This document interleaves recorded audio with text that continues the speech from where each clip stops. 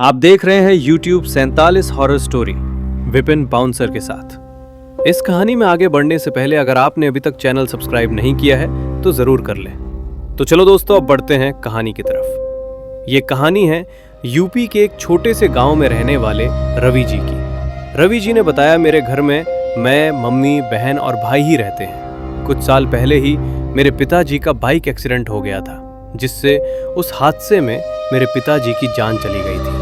तो दोस्तों, अब कहानी रवि जी की अपने तरफ से सुनाता हूँ। मैं रवि यूपी के छोटे से गांव में रहता हूँ। मेरे गांव में काम के लिए ज्यादातर खेतों में ही किसानी कर कर घर का गुजारा होता है। खेतों में सब्जी आदि फल फूल मंडी में बेचकर फल और सब्जियों से जो पैसे मिलते हैं उसी से घर का खर्चा चलता है।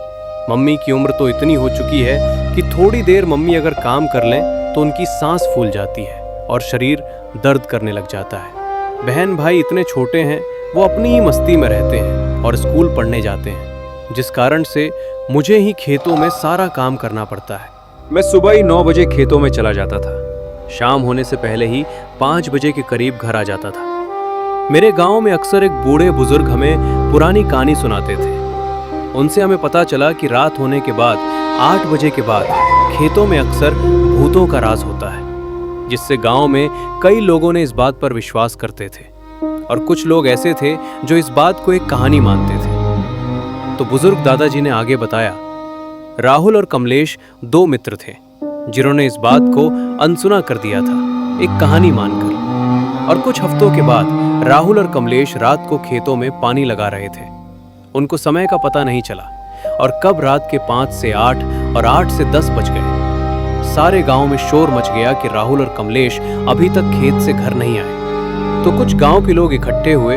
10 से 15 लोग राहुल और कमलेश को खेतों में ढूंढने के लिए निकल गए। ढूंढते ढूंढते पता ही नहीं चला कब सुबह के 7 बज गए। तभी एक चिल्लाने की आवाज आई। उसी की आवाज से गांव के लोग उस तरफ भागे। उधर पर जाकर देखा तो राहुल और कमलेश की लाश पड़ी हुई थी। दोस्तों, मैं आपको क्या बताऊं, उस लाश को देखकर एक पल मेरा शरीर पूरा सुन्न हो गया। मैंने देखा राहुल और कमलेश के सर शरीर से अलग पड़े हुए थे और शरीर को किसी ने बीच से फाड़ दिया था। और राहुल कमलेश के शरीर का सारा खून ऐसा लग रहा था जैसे किसी ने निचोड़ लिया है। उसी दिन से गांव में किसी ने शाम के 5 बजे के बाद खेतों में जाने की हिम्मत नहीं की। दादाजी की इस कहानी को सुनकर मैं भी दोस्तों डर गया था। लेकिन दादाजी की कहानी मैं अकेला नहीं सुन रहा था, उस कहानी को मेरे दोस्त भी सुन रहे थे। तो मैं हिम्मत दिखाते हुए उस बात को दादाजी को हंसते हुए कहने लगा, ऐसा भी कुछ होता है दादाजी? और हंसते हुए उधर से उठा घर की तरफ जाने के लिए मुड़ा। तभी दादाजी उठे और मुझसे गुस्से में बोले, बेटा, इस बात को कहानी मत समझना, वरना इसका नतीजा बहुत बुरा होगा, जैसा 10 साल पहले राहुल और कमलेश का हुआ था। इतनी ही बात खत्म होते ही मैं भागते हुए घर आया और एक गहरी सांस लेते हुए 1 से 2 गिलास पानी के पी गया। कुछ ही देर हुई थी मुझे आराम करते हुए, तभी एक दस्तक हुई घर के दरवाजे पर। मैंने दरवाजा खोला। दरवाजे पर मेरे दोस्त भोला और अंकित आए हुए थे। भोला और अंकित मुझसे कहने लगे, चल भाई, कहीं पर घूम के आते हैं। मैं भी दोस्तों अक्सर खेतों में और घर में रहकर रोज एक ही जैसा काम करके वही बोरिंग सा दिन लगता था। तब वो मैं भी अंकित और भोला से कहते हुए, चलो भाई, घर से दूर आए तो। मैंने अंकित और भोला से कहा, हाँ भाई, कहाँ घूमने चल रहे हो? अंकित ने मुझसे कहा, भाई, पास के गांव में रात को शादी है और शादी में नाचने वाली भी आ रही हैं और खाने पीने का भी इंतजाम है। जैसे ही दोस्तों खाने पीने की बात सुनी तो मैं भी हाँ भरी और चलने के लिए तैयार हो गया। दोस्तों, आप तो जानते ही होंगे, हम गांव वालों की बात खाने पीने की ही होती है, तो मैं इस मौके को कैसे छोड़ता। हम लोग शादी में शाम के 6 बजे के करीब पहुंचे। शादी में हमने खाया पिया, नाचे गई, हमें टाइम का पता ही नहीं चला कब रात की 9 बज गए। हम लोग शादी से निकले अपने घर की तरफ। शादी से आते वक्त रास्ते में मुझे याद आया, जिस रास्ते से हम इस गांव में आए थे वो रास्ता खेतों के बीच से है। इतना याद आने के बाद मुझे दादाजी की बात याद आई कि रातों को खेतों में भूत घूमते हैं। मैं डरते हुए अंकित और भोला से कहने लगा, भाई, हम तो खेतों के रास्ते से आए थे। अंकित मुझसे कहने लगा, तो क्या हुआ भाई, तू कहीं भूतों से तो नहीं डर रहा है? सुबह दादाजी के सामने तो भूतों की बातों पर हंस रहा था, कमलेश और राहुल की कहानी पर। तभी मैं हिसकाते हुए मैं बोला, नहीं भाई ऐसा नहीं है, रात को खेतों में जानवरों का डर होता है। तभी भोला कहने लगा, अरे भाई हम तो 3 लोग हैं, डरने की क्या बात है, अगर कोई जानवर आया तो उसे भगा देंगे। ऐसे ही बात करते हुए हम तीनों चलने लगे। चलते चलते पता ही नहीं चला कि हम कब खेतों में आ गए। तभी अंकित कहने लगा, भाई उधर पर कोई बैठा है।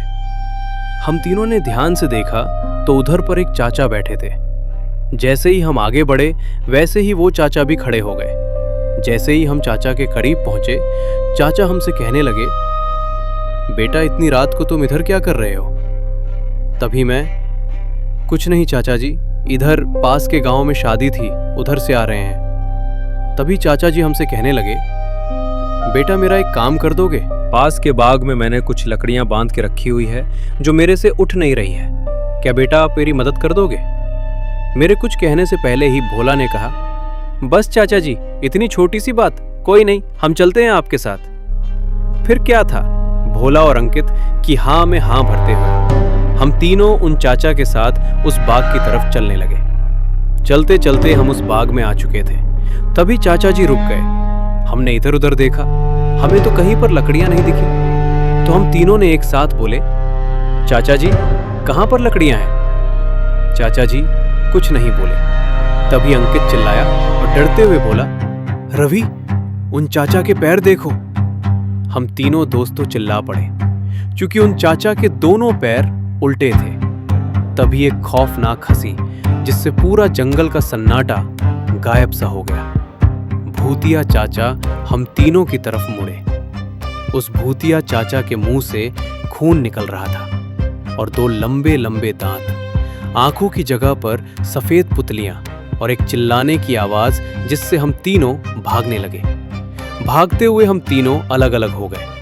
तभी एक चिल्लाने की आवाज जिससे मैं पीछे मुड़ के देखा तो उस भूतिया चाचा ने अंकित को गले से पकड़ लिया है। उस भूत ने अंकित को उठाकर नीचे पटक दिया। अंकित चिल्लाया, पर दोस्तों मैं कुछ भी नहीं कर पाया। थोड़ी देर बाद जैसे ही मेरा ध्यान अंकित पर से हटा तो मैंने देखा कि वही भूतिया चाचा अब उधर पर है ही नहीं। इसी मौके का फायदा उठाते हुए मैं अंकित के पास गया और उसको उठाया तो अंकित मुझे कहने लगा, भाई मुझे बचा ले, मैं अभी मरना नहीं चाहता हूँ। मैं अंकित को हौसला देते हुए बोला, भाई तू डर मत, और अंकित को कंधा देते हुए बोला, भाई उठ। मैंने देखा अंकित के हाथ पर एक गहरी चोट आ चुकी है, लेकिन फिर भी अंकित ने हिम्मत नहीं हारी और वो भी मेरे साथ भागने लगा। हम दोनों भागते भागते एक पेड़ के पास पहुंचे जहां पर भोला बेहोश पड़ा हुआ था। मैं और अंकित उसे उठाते हुए, लेकिन भोला होश में आ ही नहीं रहा था, तो हम दोनों ने उसे कंधा देते हुए जंगल से बाहर जा रहे थे। तभी पीछे से हमें किसी ने पकड़ा और पीछे पटक दिया। नीचे गिरने के कारण से मेरे सिर पर पता नहीं क्या लगा जिससे मैं बेहोश हो गया। जब मेरी आंख खुली तो मैं एक पेड़ के नीचे पड़ा हुआ था। मैंने अपनी चारों तरफ देखा, मुझे उधर पर कोई नहीं दिखा। मैं जल्दी से उठा और इधर उधर अंकित और भोला को ढूंढने लगा। थोड़ी देर बाद मुझे अंकित दिखा। अंकित मेरे सामने खड़ा था। मैं भागते हुए अंकित के पास पहुंचा। भाई तू ठीक है ना, और भोला कहाँ पर है? तो अंकित ने मुझे बताया उसको वही भूत चक्कर ले गया है। मैंने कहा, चल भाई जल्दी से भोला को उस भूत से बचाना ही होगा। तभी अंकित मुझे कहने लगा, तू भाई भोला की चिंता मत कर, भोला को कुछ नहीं होगा। तू भागकर गांव जा और गांव वालों को सारी बात बता दे, और मैं भोला को उस भूत से बचाने जा रहा हूं। मैं अंकित से कहने लगा, भाई मैं तुम दोनों को इस हालत में इस जगह पर छोड़कर नहीं जाऊंगा। लेकिन अंकित एक ही बात को दोहराते हुए कहने लगा और मेरे हाथ को पकड़कर मुझे इस जंगल से बाहर ले जाने लगा। अंकित का हाथ मेरे हाथ से लगा तो दोस्तों अंकित का हाथ बिल्कुल बर्फ की तरह ठंडा था, जैसे कि किसी इंसान के मरने पर हो जाता है। अंकित ने मुझे जंगल के बाहर छोड़ा और कहा, तुम भोला की चिंता मत करना, भोला को कुछ नहीं होगा। और अंकित ने मुझसे कहने लगा, मेरे माता पिता और बहन भाई का रवि तुम ख्याल रखना। अंकित ने ऐसा कहा। अंकित की इस बात में एक दर्द था जिसे मैं उस वक्त तो नहीं समझा, लेकिन जब मैं गांव में भागकर गया तो मैंने देखा कि भोला गांव की एक खाट पर बैठा है और उसके साथ गांव के सारे लोग भी बैठे हैं। मुझे देखते ही गांव वालों ने भागते हुए मुझे आराम से पकड़ा और खाट पर बिठाया और पानी पिलाया। तभी भोला ने मुझे कहा, भाई अंकित कहाँ पर है? इसी सवाल को गांव के कुछ लोगों ने मुझसे पूछा तो मैंने गांव वालों को बताया कि जब मैं जंगल में भोला और अंकित को ढूंढ रहा था तभी मुझे अंकित तो मिल गया। मैंने अंकित से पूछा, भाई भोला कहाँ है? तो उसने मुझे बताया, भाई उसे तो भूत चक्कर ले गया है। तभी मैंने अंकित से कहा, चल भाई जल्दी से भोला को बचाने के लिए। तभी अंकित ने कहा, तुम रवि गांव जाओ और गांव वालों को सारी बात बता दो और मैं भोला को कुछ नहीं होने दूंगा। और मेरा हाथ पकड़ के अंकित ने मुझे जंगल के बाहर छोड़ दिया। तभी भोला हैरान होते हुए हम सबसे कहने लगा, अंकित ने मुझसे भी ऐसा ही कहा था कि रवि को भूत चक्कर ले गया है और मेरा हाथ पकड़ के मुझे भी जंगल के बाहर छोड़ दिया था।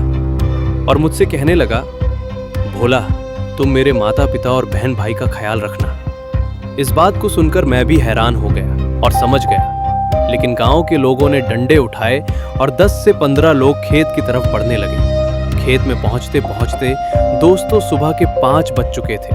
अंकित को ढूंढते ढूंढते सुबह हो गई। अंकित की लाश एक पेड़ के ऊपर उल्टी लटकी हुई मिली, जिसको देखकर गांव के लोग और मैं भोला भी हैरान हो गए, क्योंकि अंकित का शरीर तो था लेकिन उसके शरीर से उसका सर गायब था और शरीर से सारा खून ऐसा लग रहा था जैसे किसी ने निकाल लिया है। तभी वही दादाजी गुस्से में कहने लगे, कल मैंने सब बच्चों को समझाया ही था लेकिन इन्होंने मेरी बात को नहीं समझे।